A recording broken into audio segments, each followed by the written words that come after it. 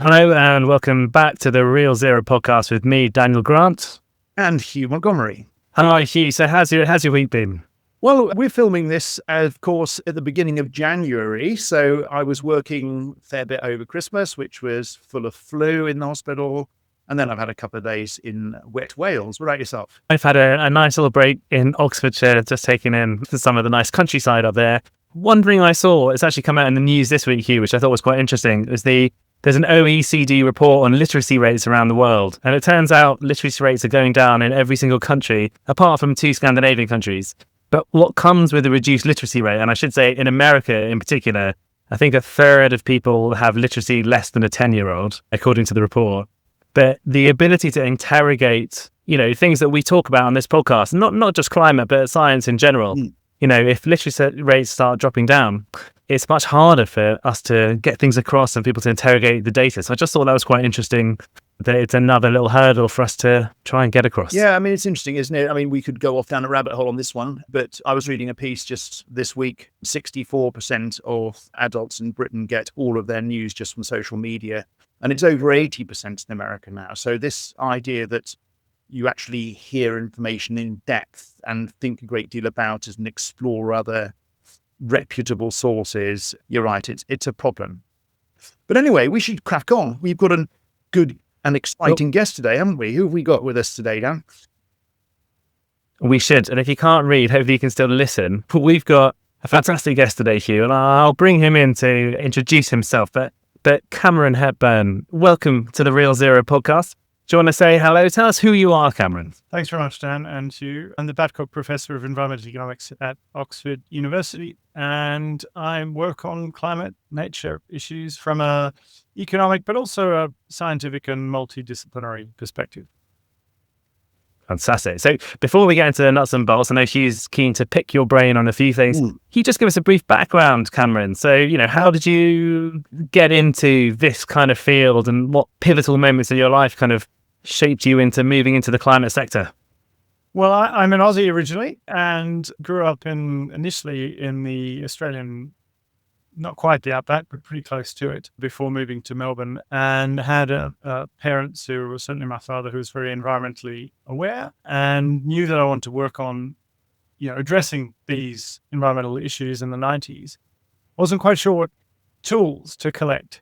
So I did a law degree and did some environmental law. I did an engineering degree, did some environmental engineering, and then decided that actually the economic system, the financial system were at the heart of the problem. And I came to Oxford on a Rhodes Scholarship and never left the UK since to acquire some economic training, which I absolutely did. Fantastic. So you find yourself kind of an expert now in the economics of environment, decarbonisation, net zero policies, innovation, that kind of thing. Hugh, what do you want to pick Cameron's brain on to start with? Well, I'm going to start because we've done this in the first series, and I'm going to start again. So just so we get where you sit on this, Cameron, we all hear there's a climate emergency. It's a phrase used a lot now, that we're imperiled, we stand on the precipice, all of these sorts of words. How close are we, do you think, if humanity fails to act, which we clearly have failed so far? Emissions have gone up again in 2024. We're nowhere near hitting a 1.5 target. That's probably bust. And we're not actually even following a trajectory to reduce our emissions at the moment. So if we continue as we are, how long would you think, finger in the air, I know, before civilization really starts unraveling meaningfully? Okay, definition of civilization unraveling meaningfully. Let me put it this way. I guess I've always thought and still think, just looking at the science as much as one can, that while there are lots of uncertainties and non-linearities in the system and complexities, by early to mid 2030s, we're in a real mess, by which I mean the economic, social, humanitarian impacts of climate-related disasters, the productivity loss from people being unable to work or even to think clearly, as we know, when brains don't work so well in high temperatures either. Those effects really are biting by the 2030s. Now, I'm not sure that's the end of civilization, but it's certainly, you don't want to be there. And I'm afraid that we probably will go there. At least that's how it looks on the current trajectory. And maybe that's what it's going to take before we recognize the emergency. I think, as you said, Hugh, that everybody talks about a climate emergency, but people go about their day-to-day lives without really seeing an emergency. And that's, of course, the deep problem here, that on a day-to-day basis, it doesn't feel like the world's going to end. And it's not tomorrow or next year. But because of the lags in our economic system and in our response to climate change, as much as any lags in the physical climate system, in order to get to net zero, we can't do it in a year.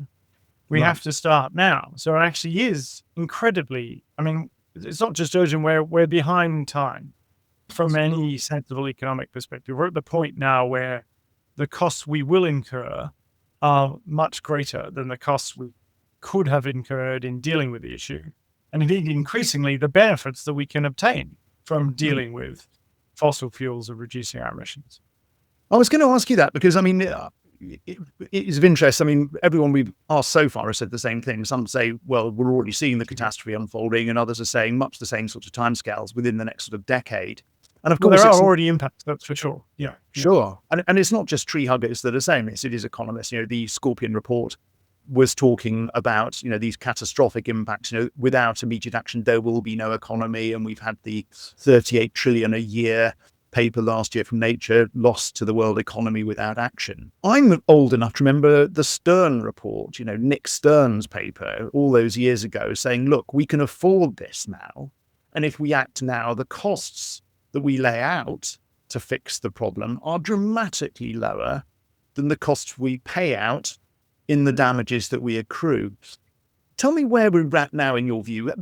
How does that balance look at the moment? If I said to you, Cameron, you can change economic policy in the world and fix the problem, how much do we need to dump? I guess what global economy at the moment, what GDP is around, 110 trillion thereabouts? How much of that do we now need to spend per year to fix it? Well, let's, for your listeners who perhaps weren't all around at the time of the Stern Review, we can go back there just briefly, and then I'll give you an update. So at that point in time, Nick Stern's estimates, along with his entire team, was that it would be about 1 to 2% per annum to address the issues, to make the transition to net zero. And the costs, very hard to assess because, if there's a reasonable risk of there being no economy, I'm not quite sure about no economy, but a massive breakdown in our economic and financial systems and our civilization. How do you put a price on that? But Nick's best estimate was, 5 to 20% damage. The 5 to 20% of global GDP. Now and forever was the term he used in sort of equivalent metric, so that you could compare these two. So 1 to 2% to deal with the problem, 5 to 20% if you don't deal with the problem. And by the problem, I mean the emissions of greenhouse gases that are causing climate change. So where are we now? Well, 20 years, almost, not quite, 18 years further on, I think the costs of addressing of transitioning to net zero, I'm afraid, have gone up. Because if you start slow and gradually, it's cheaper. On the other hand, the costs of the tech have come down dramatically. So as I'm sure probably your listeners will know, but the average person on the street probably doesn't know, the costs of whether it's solar or wind or batteries or et cetera have really dramatically fallen. So in some sense, the technological side of the challenge has got a lot easier, but we now have to do it all a lot faster, which increases costs. You don't really want to be, for instance, when a particular power plant gets to the end of its life, these things last for 30 to 50 years. That's the moment when you want to replace it with something clean.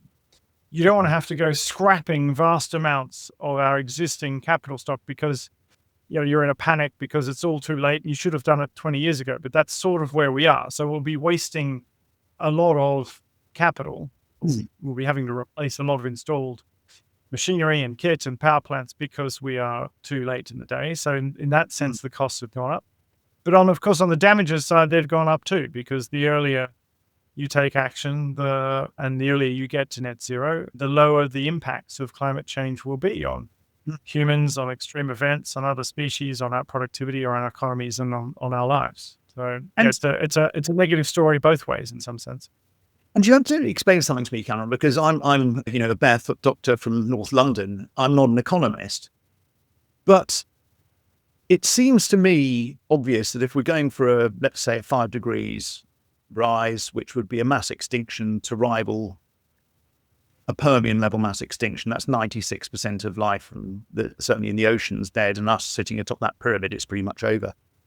I was rather horrified to talk to a senior economist just before Christmas who was telling me that increasing temperatures increase GDP, and it's a good thing. How can that narrative pervade in the financial markets? Because it does. And where does that come from? And how do we... Okay, well, how do we deal with it? Well, let me start by being clear that increasing temperatures isn't a good thing globally on average. Now, I mean, if you go back 20 to 30 years ago, there was some plausible modeling suggesting that actually a 1 degree of warming would benefit certain parts of the earth. The productivity of agriculture in Russia and Canada, for instance, would rise, unsurprisingly, perhaps, if it gets warmer in those colder northern latitudes. And so there was some sort of, around the up to 1 degree mark, you were trading things off here and there, depending upon where you were in the world. But let's bear in mind, we're well over 1 degree at this point right now. This is past. And if there was any optimum warming for Russia or Canada, I think we're past it. I think the problem, to your question of how do people believe such rubbish, that 5 degrees of warming could be beneficial, when in fact it means the extinction of most species on Earth and the redrawing of the physical geography of the planet and most of our cities underwater, etc. Partly people, I think, going about their business and not necessarily aware of what you and I and your listeners are aware of. They ought to be, of course, but I'm just trying to be realistic. Partly, I think people confuse global mean temperature rise with a little shift in their local weather conditions. So, temperature rise of 1 or 2 degrees, well, that'd be all right. I'm sitting here in Oxford. It's pretty cold today. I'd like the temperature go up by 1 degree or 2. That'd be good. Surely, isn't that a good thing? Without realizing that actually this global mean temperature rise metric, of course we have to use it, but it's what we're really saying is a vast amount of additional energy in the atmosphere and in the oceans. And when you have vast amounts of additional energy, that allows much more intense storms, more often, big changes to weather patterns, more droughts in some places, more floods in other places, more chaos everywhere. So, it's not just a 1 degree rise. And I think that's the trouble, or part of the problem. I mean, there's a deep literature on what's going on inside people's heads here to enable us collectively to sort of put our heads in the sand. But that's part of it. I think another part of it, if I can just chuck in one more dimension, is that traditionally economic models of climate change were very, steady as she goes, sort of linear models, general equilibrium models, which is to say, we start in an equilibrium, the economy's pretty much close to perfect. And then you have these small changes to global mean temperature of 1 degree or 2. And yes, some things happen and some other things happen, but we're not really, those sorts of models aren't able to take into account dramatic migration or a multi-breadbasket failure that leaves billions of people starving. It's just not in the model. And as a result, you don't get the models telling you that this is a big deal, because you can't model the stuff that is really important, or at least you can't model it really well. And the standards of, standards in our profession are such, and in some ways rightly so, that if you can't model something well, then you're not going to get any kudos for doing something dodgy. So I suppose it comes to the next question, which is, rural Devil, that we're in terrible trouble and that we have to be now acting very, very quickly. So let's just think about the UK now, because it's one of my bugbears, as Dan will tell you, that everyone's got an excuse. The airlines will say we were only 2.45 to 5%, and the health service says we're only 5%, and Britain says, well, we're a fraction of what China does, and everyone's got a reason for why they shouldn't do something. But let's start at home with the UK. Could we go to somewhere approaching a real zero? Could we get rid of our carbon footprint as a nation? And where are the big targets to do it? Because I guess electricity is 17% maybe. We've got agriculture, which of course across the entire food chain is probably 38%. We've got industrial use of gas and power generation. Can we do it? And if so, how? So yes, we can do it for sure. That's not, in a sense, hard actually to work out. Even in this country, as I sit here now, a sort of cloudy winter's day, there's reasonable solar resource. I say reasonable, I'm Australian, remember? Everything's relative. But it could still power a good chunk of the country. Possibly by the time we're at 2050, you might be looking at 20% of our overall energy demand being met by solar, or perhaps not that much, but something like that. And we have, of course, a massive wind resource as well, onshore, offshore, and indeed further offshore in areas of the North Sea and the coast where you can put up floating wind turbines. And for those interested in the numbers, we did a paper, a policy brief and a working paper on this at the Oxford Smith School, which you can find on the website, looking at the ability of wind and solar to power the country, not necessarily saying that we should race into doing just wind and solar, because there are many other clean sources of power as well. But our electricity demand and our entire energy demand, the two are famously different. Energy being broader than just electricity, so our heating and our transport and the whole kit and caboodle could be met comfortably by our technical and indeed practical economic potential from wind and solar. Now, use the word practical. I think probably the biggest critique of this work so far is that the upgrades to the grid, the upgrades to the way we do things would need to change. Of course, it would. You're talking about heating our houses with heat, which for a lot of households is going to be a pain in the neck, or they're going to find it costly without government support, etc. Even though actually it's a much more efficient way to heat a home. Then you've got other practical, rebuttals like, well, my house isn't very well insulated. It's not going to work with the existing radiators, heat pumps at lower temperatures. So there's all these sort of issues, barriers that you can put in the way.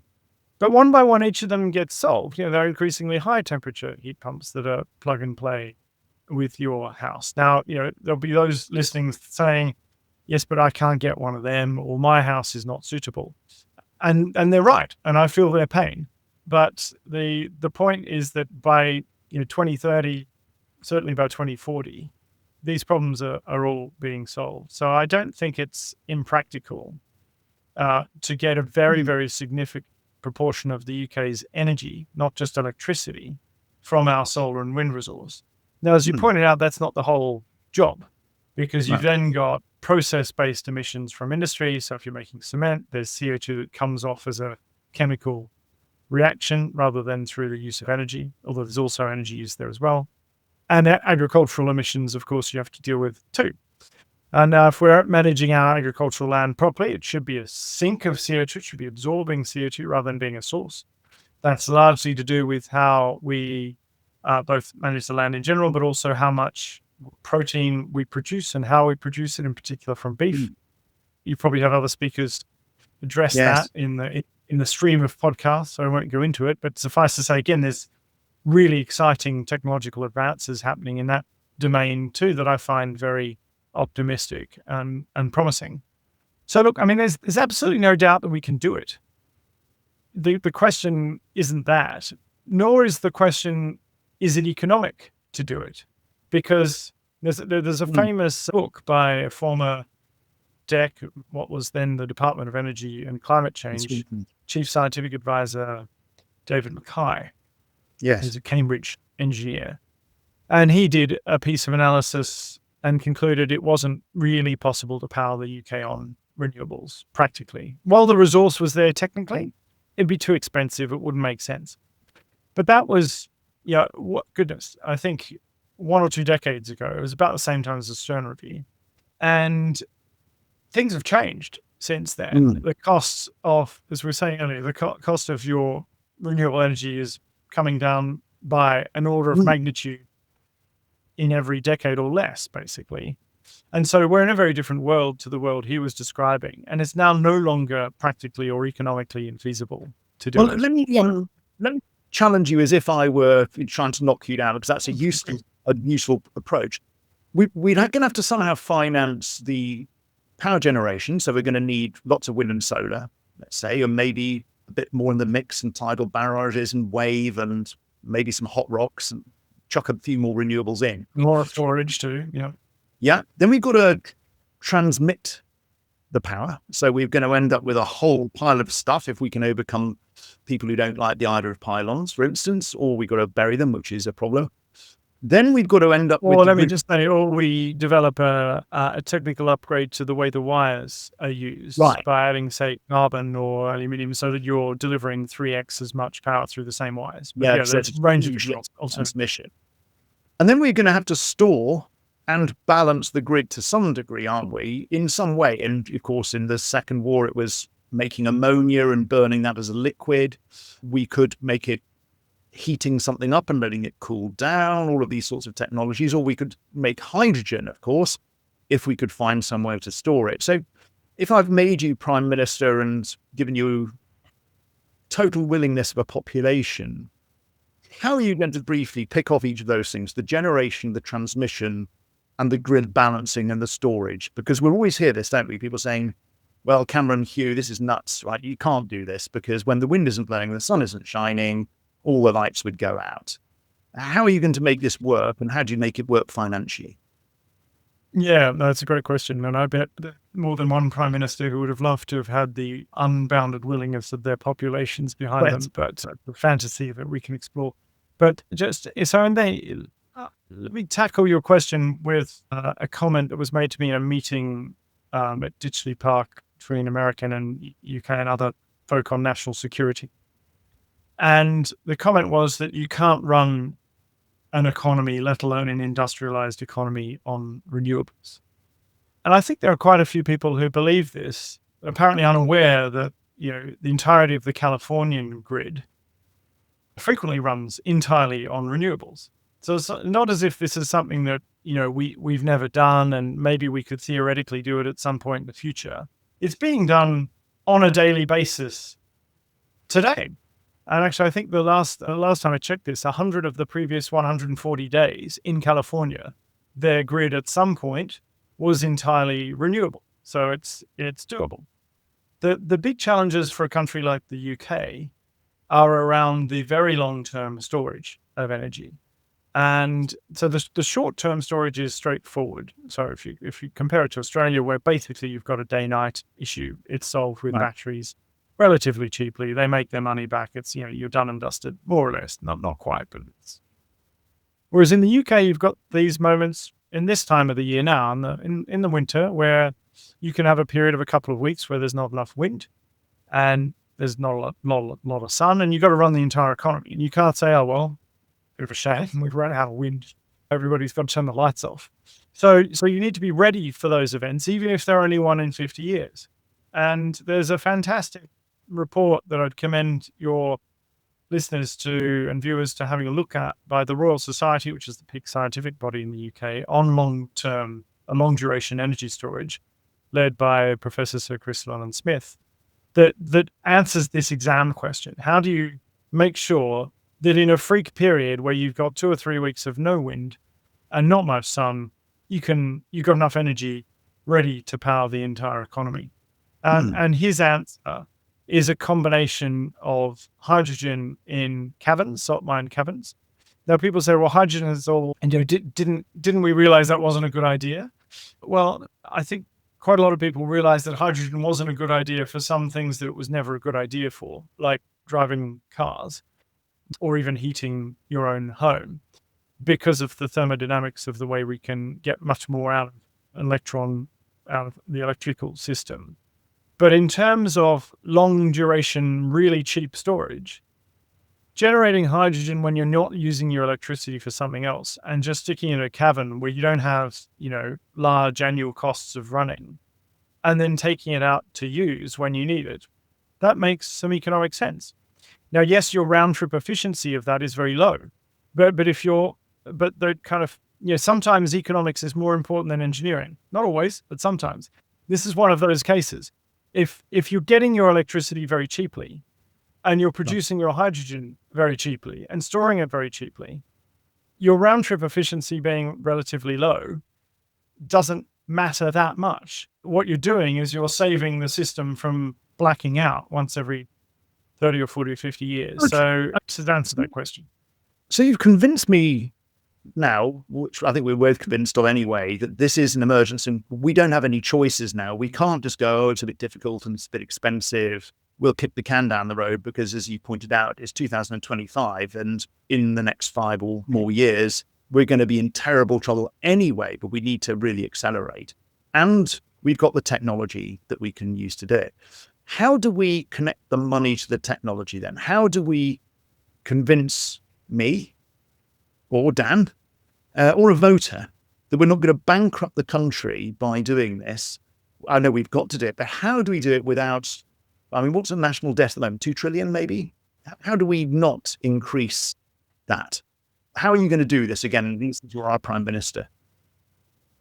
Well, I think we've learned some lessons here in this country and in others about how to do the financing of renewable generation. It's only part of the story, but it's a big part. And that's by using these contracts for difference, which is a device to fix the price that is received by the generators of the renewable energy.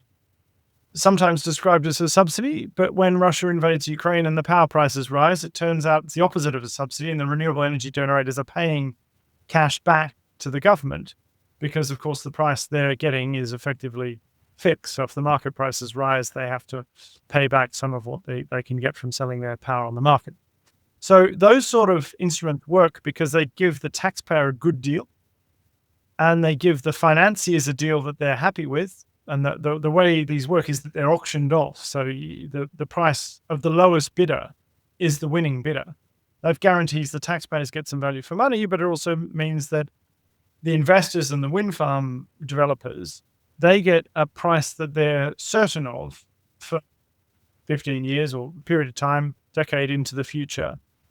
And they can use that to properly finance the investment because they know they're going to get a return, or at least the variability of the return is reduced. So tools like that have been very effective here and elsewhere. Regulatory shifts are very effective too, but perhaps the biggest challenge ahead of us, and a lot rides on whether we get this right, is the infrastructure upgrades that you're referring to. So Right. whether it's the charging infrastructure or the transmission distribution systems, National Grid in this country has a massive investment program, and whether we get value for money on that or not is a big question. So, but it's a program we have to do anyway.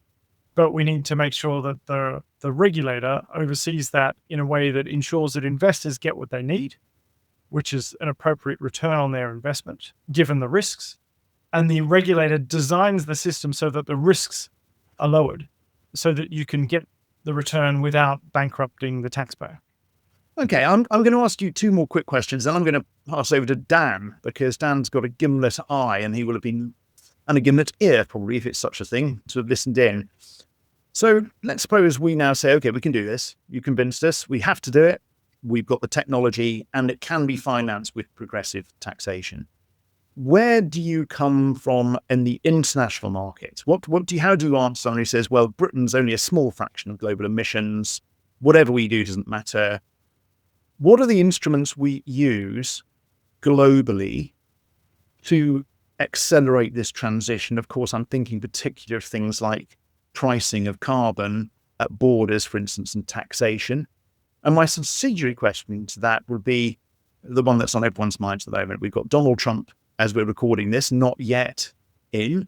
He's talking about protectionism. That will mean potentially increasing taxes at the border for what could be renewable technology. So the 2 questions then: how do we change the world so that they pivot quickly? And secondly, how much is a threat?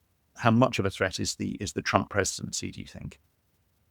They may seem like small questions, but we could do an hour at least on each of them. So just quickly, I think what you want is to to get domino effects here, or to get feedback effects that scale the impact of what you do, as we refer to it, you want to find the sensitive intervention points in the system. And for the nerds among you, you can find papers in the journal Science and the Oxford Review of Economic Policy on these ideas. So there are a few things that give you that. One is, well, I feel compelled to say, before I dive into my 1 and 2, that this idea that I'm small so I don't matter, it's obviously ridiculous, because it applies to everybody. You can Totally agree with you. Oh, China's big, we're small, only China matters. But if you're sitting in Shanghai, you could say, well, Shanghai is small, London or whatever. I mean, this is a ludicrous sort of argument, where the best way of thinking about it is on a per capita basis. But setting that aside, so the two big things, one is looking for technological spillovers. So whenever you have an innovation that then scales and moves across borders and around the world, a clean innovation, then you're doing everybody a favor. So supporting innovation at home, and UK remains particularly strong in science and in engineering. And it's a key area where we can make a contribution that is much bigger than our country. The second one, is, as you're alluding to, is around pricing. And, the typical economic understanding of this is that nobody wants to put a carbon price on their economy, so nobody will do it properly. And then we're in this sort of thing called a prisoner's dilemma, which your listeners know about. If you don't, they can look up. But the way to overcome that is to recognize that actually what you can control is the price paid by people selling to your consumers. So there's no reason in the UK, say, that we should tax a UK producer who's selling me a widget, I don't know, a pen or something, but not tax somebody from a different country who is competing with the UK producer who's also selling me a pen. And so we can say, you've got to pay the same carbon price no matter where you're producing it, if one of our consumers is going to buy it. That levels the playing field. It's actually good economics, good trade economics. It's not nasty protectionism. It's absolutely fine. And what that does is it gives other countries an incentive to price carbon, because the country who would otherwise produce the pen said, well, hang on, the UK is collecting some cash from me at the border. I could just put the carbon tax on at home, and then I get the cash, and I wouldn't give it to the UK. And so there's this then domino effect for other countries to adopt carbon pricing based on what is called a carbon border adjustment mechanism, or a CBAM. Yeah. And there's one coming into force in the EU and then in the UK in the coming year or two. And it's going to be quite interesting to see how that plays out. Now, it will play out in a context of increased protectionism, or at least trade threats, as you've pointed out with Donald Trump. His tariffs have already increased the cost of solar in the US quite significantly. I mean, US tariffs, I should say, rather than Trump's tariffs per se. And I forget the exact numbers. I was looking at the data the other day, but the US costs of solar are significantly higher now than the global average because of their tariffs. And what this does is it means that, yes, you may support a domestic US industry on solar, maybe, but it pushes up prices to consumers in the US. And what it also means is that the Chinese then have to, and they will, sell their clean tech into other markets. As long as if it just stops being sold, it'll be sold into the Middle East, into Africa, into Latin America. And so whether the Americans want that or not, I guess, remains to be seen, but it probably accelerates the decarbonization of the rest of the world and slows the decarbonization in America. That's the effect of these clean tariffs in the US. Okay, well, thank you. That's a little bit more optimistic, I think, than I was expecting. But Dan, you've been listening, and I'm sorry, I've dominated this conversation because I was very interested in hear what Helen had to say. But what are your thoughts and other questions? Thoughts, comments, and questions, Dan? Yeah, Cameron, it's really good to hear, how these things are thought about at a high level. I just want to pull things into, the reality of day to day, because, part of Oxford Net Zero and actually having these conversations about policy and actually moving things out, you do find there's a bit of skepticism around net zero, about carbon offsetting. There's this worry about companies greenwashing and things like that. So when you are in these discussions and when, policies are being set forward, what can you do to ensure transparency and to ensure that things aren't greenwashed and actually things are moving in the right direction? Because last season, we had Tony Burden on. He was talking about, it's very easy to greenwash. It's very easy to, make things look like it's better than it is. But, how do you hold them to account when you're actually putting those policies in place?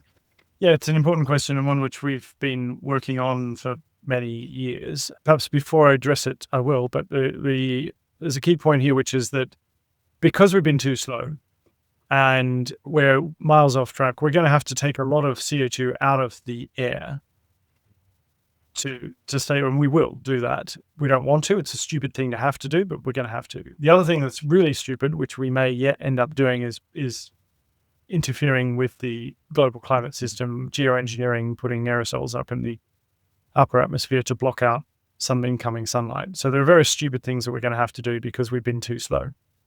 So in that context, we need to find ways of encouraging people to innovate to take CO2 out of the air. And one of those ways is to provide them with an economics incentive. Now, the challenge is to ensure that, as you say, that what's happening is actually happening. It's really coming out of the air. It wouldn't be happening were it not for the incentive. And once it's out of the air, it's going to stay out of the air. So, as our colleagues in biology, zoology love replanting and rewilding and growing forests, but they're the first to say, we actually have to do this because it's good to protect nature. We can't be doing it just for the climate reasons, because there's major risks of reversal and there are scale issues, etc. So we have a set of principles around offsetting, the Oxford offsetting principles, that I think have been relatively influential in governing how the markets have been evolving. And we are working with both the various non-governmental organizations that sort of oversee these markets to try and increase standards. But the reality is that we are still in a bit of a mess in this space. And, Oxford net zero, you guys are pushing the real zero idea. And of course, we just need to get to zero, whether it has a lot of removals or not very many removals. The planet is probably largely indifferent to. I'd rather it was as minimal removals as possible, but two things are true at the same time. You can absolutely minimize the number of removals, or the amount of tons removed, but you're still going to need a lot of them because of the mess we're in. So we're still talking about having to scale up a sort of industry, if you could call it that, by a factor of 1,000 or more, because it's so puny at the moment compared to the scale of what's necessary, even in a best case world. So as I always say to policymakers and to other academics, this is not a horse race here. We have to go as hard as possible on getting the emissions to end and transitioning away from fossil fuels. And at the same time, we have to develop these technologies that can remove CO2. Now, that isn't necessarily always best done with an offsetting structure. There are other ways of developing those technologies. But offsetting is, you're done properly. It's Econ 101. I didn't make this shirt, and you probably didn't make your clothes. You're good at thinking and podcasting and so on. So you do something you're good at, and you pay somebody else to do something they're good at, which is make your headphones down. And so if you've got a special expertise in removing CO2 from the air, you're probably able to do it cheaper and at scale, etc., compared to the average punter. So actually, outsourcing that task to somebody else, once you've done everything you can possibly do yourself, is sort of, it makes economic sense. The challenge is just the standards, and it's very hard to make sure that you're buying, what you're buying, and you get what you bought.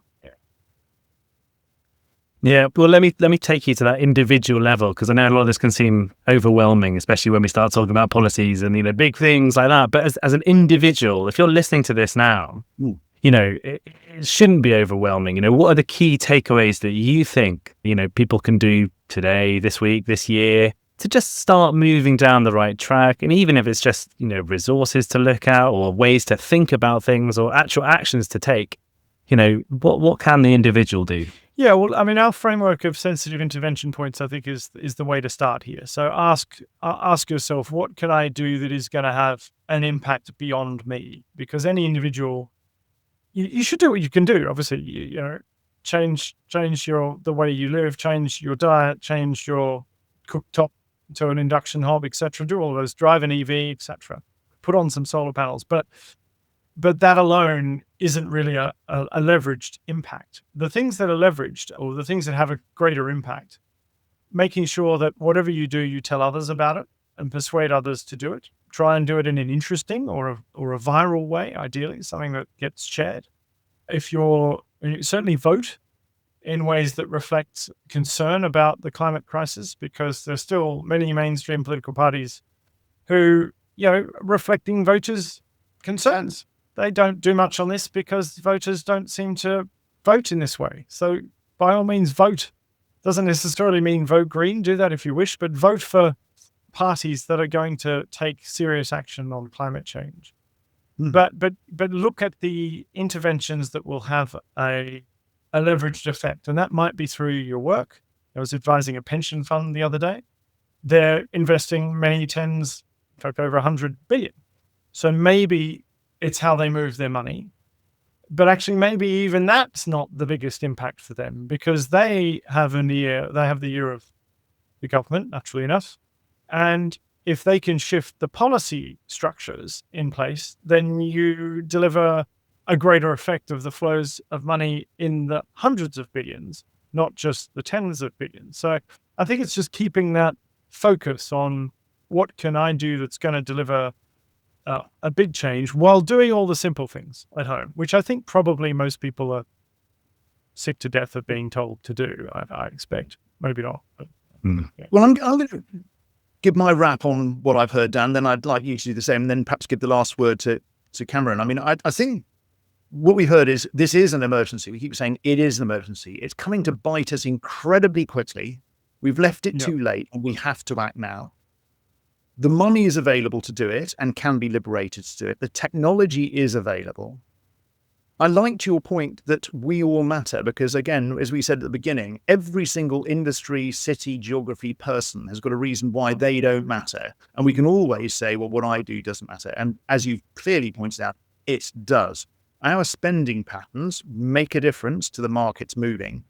And we've pointed out before on this podcast that if every one of us was to use the emotional leverage we have over 7 other people and say, because you love me or respect me, I'd really like you to do these things. On the 12th cycle of those people doing stuff, 13 billion people have changed their behaviors, which is nearly twice as many people as there are on the planet. So for everyone listening, do take the actions. Remember, on the Real Zero website, you'll find the 7 acts to take, the 7th of which is indeed to communicate to others and get them to take action as well.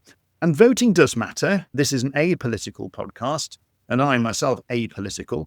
I vote for things that I think are important. And I think it's important, whatever colour of voter you are intrinsically, that you reward and let know that parties you think are doing the right thing and potentially punish those that aren't, because that's the way democracy works. So Dan, you, and then we'll let Cameron have the last word. Dan. Yeah, thanks, Hugh. I mean, there's not too much more for me to add about what you said, but I think, one of the biggest challenges for me on a personal level is, it's very easy and it's natural for human beings to be a little bit selfish and think about themselves. And so, it is a big challenge and like a mature way of thinking to think about yourself as a collective. And, I'm getting flashbacks to a game called Lemmings I used to play as a kid where, one lemming does nothing, but if you put them all together, suddenly it changes the world. But that kind of non-selfish thinking, that's exactly what Cameron was talking about. That's what you've always talked about. That's how everyone does matter. Every little thing that people do starts to shift the dial slightly. So Cameron, any last words? I think that's absolutely right. We want people to behave in enlightened ways that are broader and go beyond themselves. I think it's also the case that we are unlikely to get all 8 billion now of us behaving in that way. And so our task collectively is to design a system where self-interested behavior leads to the right outcomes. So irrespective of whether you're like the two of you and concerned and acting accordingly, we end up with a system that delivers net zero and delivers an economy that is able to take the CO2 back out the air and return us to some sort of habitable climate by the time we're in the 2040s and 2050s. But the point I want to leave you with is that every individual person has a role in helping shape that system so that it doesn't matter whether you're thinking selfishly or charitably towards others. And that's for me the take home. We need to each act in order to shift the system towards one in which it doesn't matter whether you care about this problem or not, whether you're thinking about it or not. Your choices are actually contributing to a sustainable future. And I think I would probably, Lovely. I said I'd give you the last word, but I'm going to cheat because I think you've stimulated the thought, which is that, of course, selfishness here is selflessness. It is a Pyrrhic victory to say, well, I'm going to hoard and I'm not going to change my behavior if we and our children die as a consequence of this. So if we wish to have an economic future as individuals and to have a longer life and our children to survive as a selfish thing, we have to act as a collective for the good of all. That would be my final thought. And the optimistic thing is that there is no more collaborative species on Earth than the human. So if anyone can do it, we can and we must. Great. There you are. Lovely. Well, 25. Then. A super conversation. Thank you so much for coming on, Cameron. We will leave links to your profile below so people can find out a bit more. And obviously, we want you to listen to the rest of this podcast. If you haven't heard season 1, please go back and listen to some of those episodes. And you can always go to realzero.earth or follow us on Instagram as well.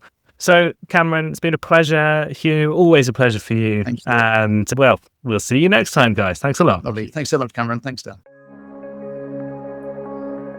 The Real Zero podcast with Hugh Montgomery and Daniel Grant. Produced by me, Daniel Grant, aka The Stealth Doctor, on YouTube and Instagram. Find out more about Real Zero by heading to realzero.earth and find out more about how you and your friends can start making a real difference today.